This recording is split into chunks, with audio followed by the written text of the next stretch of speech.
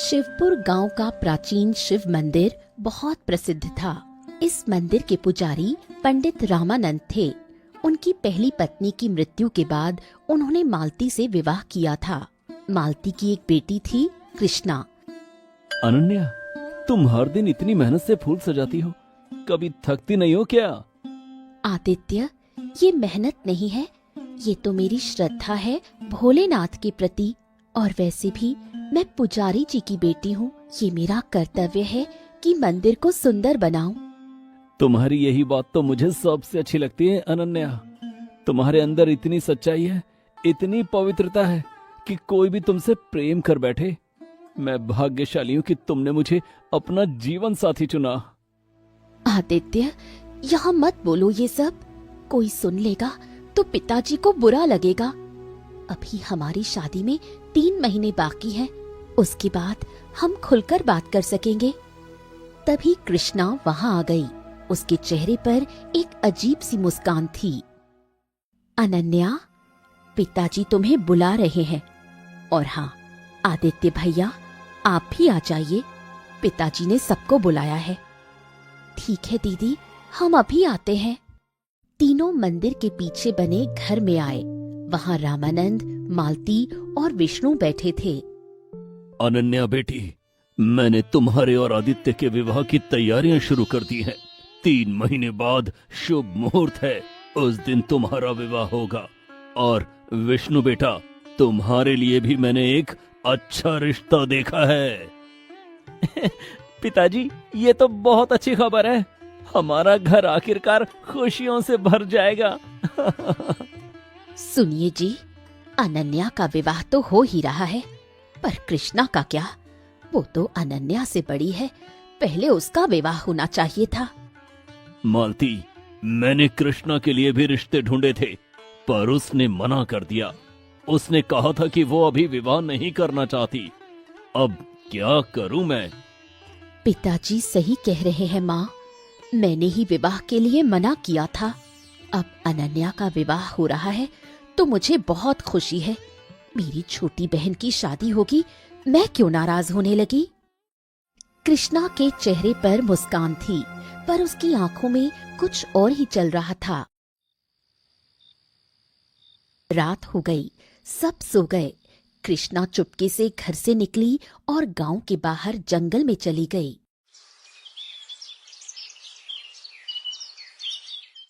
अगली शाम पूर्णिमा की रात थी। मंदिर में शाम की आरती हो चुकी थी। अनन्या, तू अभी तक सोई नहीं? क्या हुआ? कोई परेशानी है क्या? नहीं दीदी, बस कुछ सोच रही थी। 3 महीने बाद मेरी शादी है। उसके बाद मैं इस घर को, इस मंदिर को छोड़कर चली जाऊंगी। पता नहीं क्यों मन उदास हो रहा है। अरे पगली, ये तो हर लड़की को होता है। शादी से पहले सब ऐसा ही सोचते हैं। चल, एक काम कर, मेरे साथ मंदिर चल। वहाँ भोलेनाथ से प्रार्थना करेंगे, तेरा मन हल्का हो जाएगा। ठीक है दीदी, चलो। दोनों बहनें मंदिर पहुंची। रात का समय था। मंदिर में सिर्फ एक दिया जल रहा था। कृष्णा ने तांत्रिक नागेश द्वारा दी गई विशेष धूप जलाई। धूप की खुशबू पूरे मंदिर में फैल गई। अनन्या को चक्कर आने लगा। दीदी, ये क्या है? मुझे चक्कर आ रहे हैं। ये धूप, इसमें कुछ अलग है। हाँ अनन्या, इस धूप में कुछ अलग है। ये तेरी आखिरी रात है इंसान के रूप में। अब तू हमेशा के लिए इस घंटी में कैद हो जाएगी। क्या कह रही हो तुम? दीदी, तुम मेरी बहन हो। ये क्या कर रही हो? बहन? हाँ, मैं तेरी बहन हूँ। पर क्या तूने कभी मुझे बहन समझा? तू हमेशा से पिताजी की लाडली रही और मैं हमेशा अनदेखी रही। आज से 9 साल पहले जब पिताजी ने तेरे लिए एक सोने का हार खरीदा और मुझे कुछ नहीं दिया, उस दिन मैंने ठान लिया था कि मैं तुझसे बदला लूंगी। मैं तांत्रिक विद्या सीखने लगी। 9 साल की कठिन तपस्या की और आज वो दिन आ गया है जब मैं तुझे हमेशा के लिए इस दुनिया से गायब कर दूंगी। कृष्णा ने मंत्र पढ़ना शुरू किया। अनन्या का शरीर धीरे धीरे एक पीली रोशनी में बदलने लगा। वो चीखना चाहती थी पर आवाज नहीं निकल रही थी। कुछ ही पलों में अनन्या की रूह घंटी के अंदर कैद हो गई। आखिर मेरा काम पूरा हुआ। अब तू हमेशा इस घंटी में कैद रहेगी अनन्या, और जब भी कोई इस घंटी को बजाएगा तो तुझे असहनीय दर्द होगा। ये मेरा तोहफा है तेरे लिए। कृष्णा वहां से चली गई। पेड़ के पीछे छुपा रामू काका ये सब देख रहा था। वो मंदिर का पुराना सेवक था। रात को वो मंदिर की रखवाली के लिए आया था। उसने सब कुछ देख लिया था। हे भगवान, ये क्या देख लिया मैंने। कृष्णा ने अनन्या बिटिया को घंटी में कैद कर दिया। ये तो बहुत बड़ा पाप है। मुझे पंडित जी को बताना चाहिए। पर अगर मैंने ये बात बताई तो कृष्णा मुझे भी मार देगी। उसके पास तांत्रिक शक्तियां हैं। मैं क्या करूं? मैं किसी को कुछ नहीं बताऊंगा। भगवान, मुझे माफ करना, पर मैं अपने परिवार के लिए ये पाप करने को मजबूर हूँ। हे भगवान। रामू काका चुपचाप वहां से चला गया। अगली सुबह जब घर में सबको पता चला कि अनन्या गायब हो गई है। अनन्या कहाँ है? मेरी बेटी कहाँ गई? विष्णु, तुमने अपनी बहन को देखा? नहीं पिताजी, मैंने कल रात से उसे नहीं देखा। उसका कमरा भी खाली है। कहीं भाग तो नहीं गई वो? आजकल की लड़कियां पता नहीं क्या क्या करती हैं। चुप रहो मालती, मेरी बेटी ऐसी नहीं है। उसने कभी कोई गलत काम नहीं किया। जरूर कुछ गड़बड़ है। पिताजी, शायद अनन्या आदित्य भैया के साथ कहीं गई होगी। आप उनसे पूछिए। आदित्य को बुलाया गया। वो बहुत घबराया हुआ था। पंडित जी, मैंने अनन्या को कल शाम से नहीं देखा। वो मेरे साथ नहीं है। मैं खुद उसे ढूंढ रहा था। कहाँ गई वो? मुझे बहुत चिंता हो रही है। बेटा, हम सब मिलकर उसे ढूंढेंगे। चलो पूरे गांव में खोजते हैं। पूरा गांव अनन्या को ढूंढने लगा। हर जगह खोजा गया, पर अनन्या कहीं नहीं मिली। दिन बीतते गए। एक हफ्ता बीत गया। मेरी बेटी कहाँ गई? कैसी होगी वो? खाया पिया होगा कि नहीं? हे भोलेनाथ, मेरी बेटी को वापस लाओ। मैं तुमसे हाथ जोड़कर विनती करता हूँ। रामानंद रोज मंदिर में घंटी बजाकर प्रार्थना करते। पिताजी, मैं यहाँ हूँ, मुझे बचाओ। घंटी मत बजाओ, मुझे बहुत दर्द हो रहा है। कोई मेरी आवाज सुनो, कोई तो मुझे बचाओ। पर उसकी आवाज किसी को सुनाई नहीं दे रही थी। सिर्फ कृष्णा उसकी चीखें सुन सकती थी। आदित्य भी बहुत परेशान था। एक दिन वो अपने गुरु साधु महाराज के पास गया। गुरुजी, मेरी अनन्या गायब हो गई है। 1 महीना हो गया, पर वो कहीं नहीं मिल रही। मैं बहुत परेशान हूँ। आप कुछ बताइए कि वो कहाँ है। बेटा आदित्य, मैं तुम्हारी परेशानी समझ सकता हूँ। मुझे ध्यान लगाने दो। मैं देखता हूँ कि अनन्या कहाँ है। साधु महाराज ने ध्यान लगाया। कुछ देर बाद उन्होंने आंखें खोली। बेटा, मैंने देखा, अनन्या गायब नहीं हुई है। उसे किसी तांत्रिक विद्या से कैद कर दिया है, और वो जगह बहुत करीब है। शायद मंदिर में ही है, पर मुझे सही जगह का पता नहीं चल रहा।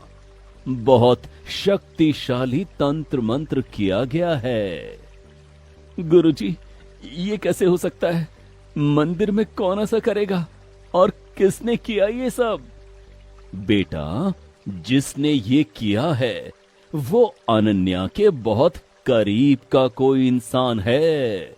वो इंसान 9 साल से तांत्रिक विद्या सीख रहा था और उस इंसान के मन में अनन्या के लिए बहुत जलन है, बहुत नफरत है। 9 साल? गुरुजी, मुझे समझ नहीं आ रहा। अनन्या के करीब कौन है जो उससे इतनी नफरत करता है? बेटा, मुझे पूरी तरह से पता नहीं चल रहा, पर एक बात जरूर है, अनन्या को 80 दिन के अंदर आजाद करना होगा, वरना वो हमेशा के लिए उस कैद में फंस जाएगी। अब तक 30 दिन बीत चुके हैं, तुम्हारे पास सिर्फ 50 दिन बचे हैं। 50 दिन? गुरुजी, मैं क्या करूं? मुझे कैसे पता चलेगा कि किसने ये किया और अनन्या को कैसे आजाद करूं? बेटा, सुनो ध्यान से। तुम्हें सबसे पहले ये पता लगाना होगा कि किसने अनन्या को कैद किया है। फिर तुम्हें उस इंसान से वो घंटी बजवानी होगी और सच बुलवाना होगा, तभी अनन्या आजाद हो सकती है। पर ये बहुत मुश्किल काम है।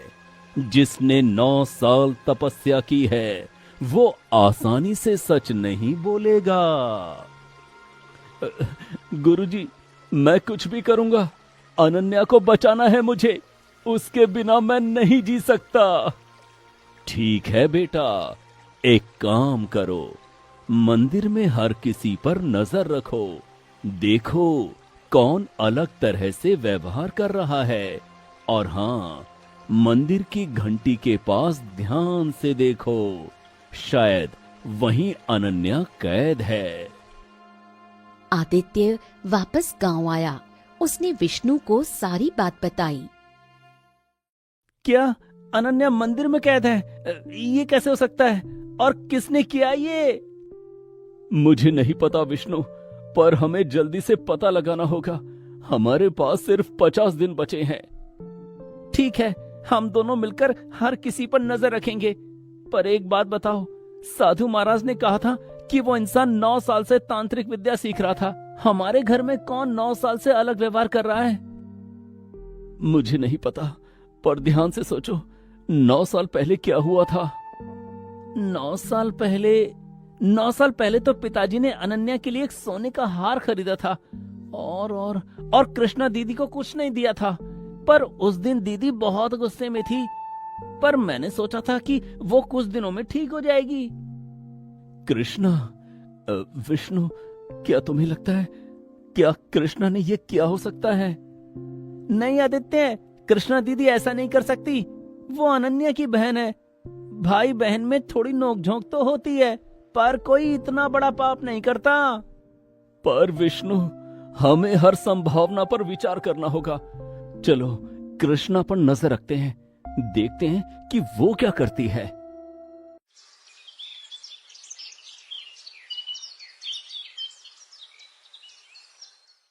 अगले कुछ दिनों तक आदित्य और विष्णु ने कृष्णा पर नजर रखी। उन्होंने देखा कि कृष्णा अक्सर रात को गांव के बाहर जाती थी। एक रात वो उसके पीछे गए। कृष्णा तांत्रिक नागेश की झोपड़ी में पहुंची। गुरुजी, 40 दिन हो गए हैं। अनन्या अब घंटी में कैद है। घर में सब उसे ढूंढ रहे हैं, पर किसी को कुछ पता नहीं चल रहा। मैं बहुत खुश हूँ। अच्छा किया कृष्णा, पर याद रखना अभी 40 दिन और बाकी हैं। अगर 80 दिन पूरे हो गए तो अनन्या हमेशा के लिए घंटी में कैद हो जाएगी। तब कोई उसे नहीं बचा पाएगा। मुझे पता है गुरुजी, और मैं चाहती हूँ कि ऐसा ही हो। अनन्या हमेशा के लिए वही रहे। और हाँ गुरुजी, एक बात पूछनी थी, क्या मुझे मंदिर की पुजारिन बनाया जा सकता है? हाँ, क्यों नहीं। अब अनन्या नहीं है तो तुम ही पुजारी की बड़ी बेटी हो। तुम मंदिर की पुजारिन बन सकती हो। बस पंडित रामानंद को समझाना होगा। वो तो आसान है गुरुजी। पिताजी अनन्या के गम में इतने टूट गए हैं कि वो कुछ भी मान लेंगे। मैं उन्हें समझा लूंगी। आदित्य और विष्णु ने सब सुन लिया। वो हैरान थे। आदित्य, मैं विश्वास नहीं कर पा रहा। कृष्णा दीदी ने, उन्होंने अनन्या के साथ ये किया। ये तो बहुत बड़ा पाप है। विष्णु, अब हमें पता चल गया है कि किसने ये किया। अब हमें अनन्या को बचाना है, पर कैसे? साधु महाराज ने कहा था कि कृष्णा को खुद घंटी बजानी होगी और सच बोलना होगा, पर वो ऐसा क्यों करेगी? हमें कोई योजना बनानी होगी आदित्य। हमें कृष्णा को फंसाना होगा। हाँ, पर कैसे? वो बहुत चालाक है और उसके पास तांत्रिक शक्तियां हैं। चलो वापस साधु महाराज के पास चलते हैं, शायद वो कुछ रास्ता बता सकें। दोनों साधु महाराज के पास गए और सारी बात बताई। तो कृष्णा ने ये किया। अब मुझे समझ आ गया। बेटा, अब तुम्हें बहुत सावधानी से काम करना होगा। कृष्णा के पास शक्तियां हैं, पर एक बात का फायदा उठाया जा सकता है। कृष्णा मंदिर की पुजारिन बनना चाहती है। हाँ गुरुजी, हमने सुना, पर इसका फायदा कैसे उठाएं? सुनो, मंदिर की पुजारिन बनने के लिए एक परंपरा है। पुजारिन को मंदिर की हर घंटी बजानी होती है और प्रतिज्ञा करनी होती है कि वो हमेशा सच बोलेगी। ये परंपरा बहुत पुरानी है और इसे तोड़ा नहीं जा सकता। तो क्या आप कह रहे हैं कि हम कृष्णा को पुजारिन बनने के लिए राजी करें और फिर वो खुद घंटी बजाएगी?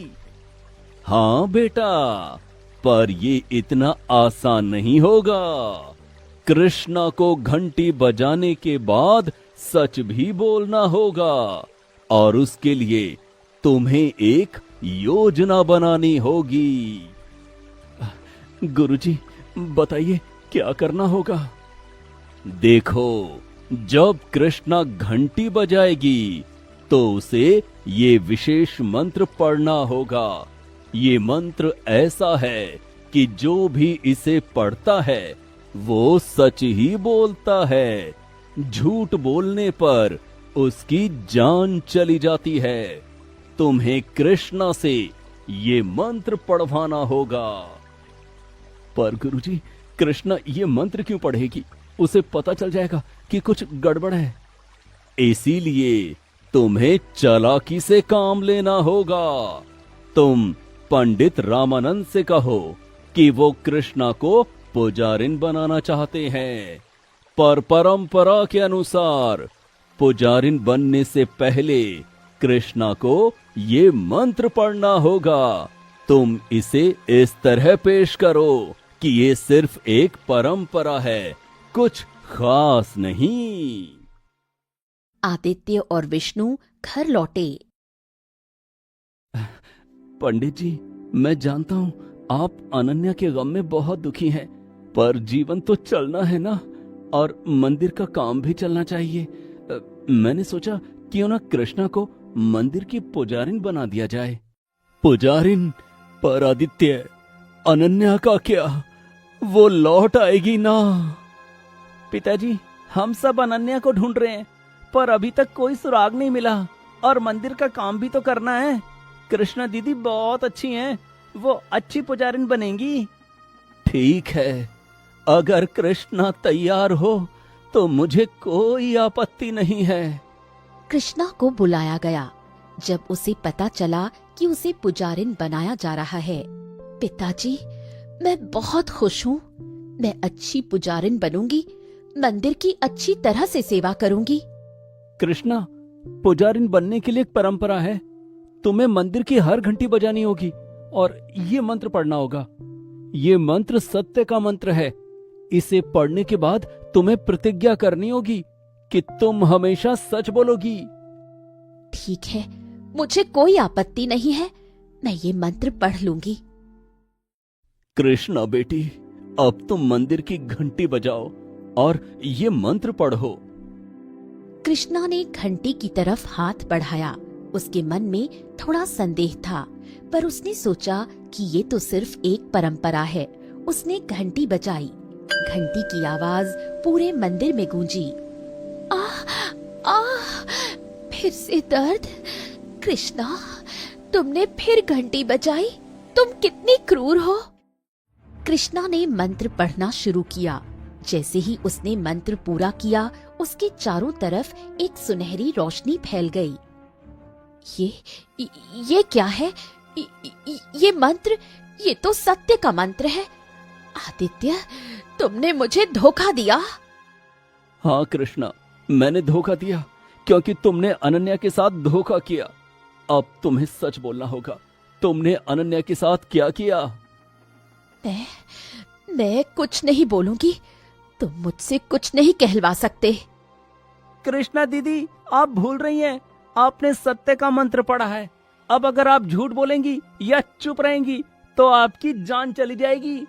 आपको सच बोलना ही होगा। नहीं, ये नहीं हो सकता। तुम लोगों ने मेरे साथ धोखा किया।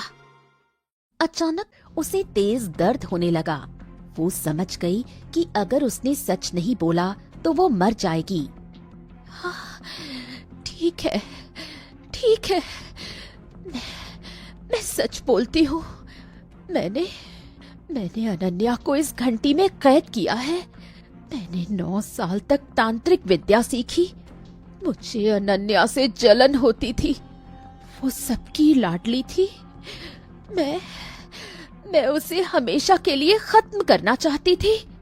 क्या कृष्णा, तुमने ये क्या किया? तुमने अपनी ही बहन के साथ इतना बड़ा पाप किया। बेटी, ये सच है। तुमने अनन्या को। हाँ माँ, मैंने ही किया। मुझे माफ करो। मैं गलत थी। मुझे जलन नहीं होनी चाहिए थी। पर अब मैं क्या करूं? कृष्णा, अब तुम्हें अनन्या को आजाद करना होगा। बताओ कैसे? मुझे ये खास मंत्र पढ़ना होगा, तभी अनन्या आजाद होगी।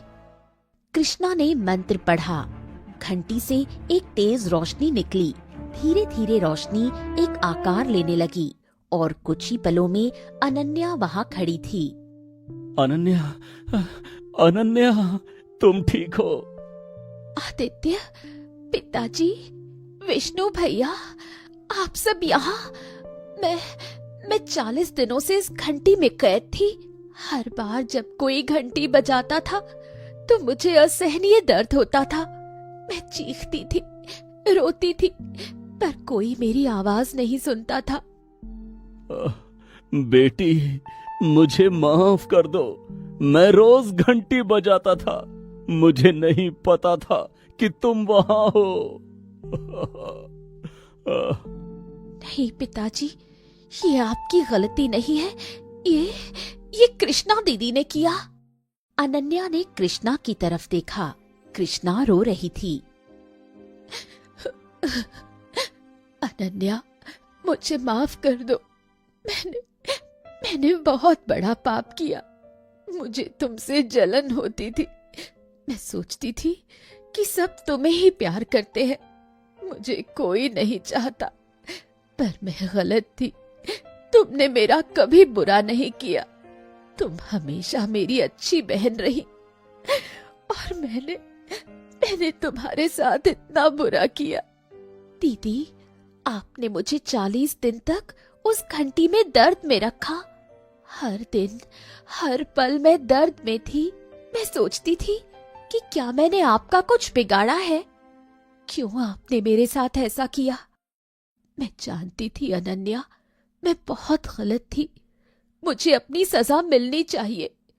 मैं तुमसे माफी नहीं मांगूंगी, क्योंकि मैं जानती हूँ कि मैंने जो किया वो माफी के लायक नहीं है।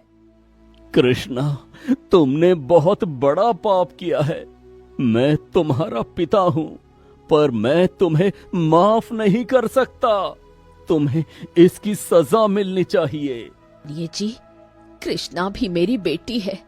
वो गलत थी, पर वो अभी भी मेरी बेटी है। उसे माफ कर दीजिए। माँ, जो दीदी ने किया वो बहुत गलत है। अगर आदित्य भैया और मैं कुछ नहीं करते तो अनन्या हमेशा के लिए उस घंटी में कैद हो जाती और दीदी को कोई पछतावा भी नहीं था। तभी पेड़ के पीछे से रामू काका आए। वो बहुत डरे हुए थे। पंडित जी, मुझे माफ करना। मैंने सब देखा था उस रात। मैंने देखा था जब कृष्णा ने अनन्या बिटिया को घंटी में कैद किया था, पर मैं डर गया। मेरे छोटे बच्चे हैं, बीमार पत्नी है। मैंने सोचा कि अगर मैंने कुछ बोला तो कृष्णा मुझे भी मार देगी, इसलिए मैं चुप रह गया। मुझे माफ करना, मैं बहुत बड़ा कायर हूँ। रामू काका, आप गलत नहीं थे। आप अपने परिवार की चिंता कर रहे थे, ये स्वाभाविक है, पर आपने आज सच बोल दिया। ये बहुत बड़ी बात है। पिताजी, मैं कृष्णा दीदी को माफ करती हूँ। तभी साधु महाराज वहाँ आए। बेटी अनन्या, तुमने बहुत बड़ा दिल दिखाया। तुमने अपनी बहन को माफ कर दिया, जिसने तुम्हारे साथ इतना बुरा किया। ये तो बहुत बड़ी बात है। पर कृष्णा, तुम्हें भी अपने किए का पछतावा करना चाहिए। तुमने 9 साल तपस्या की, पर गलत काम के लिए।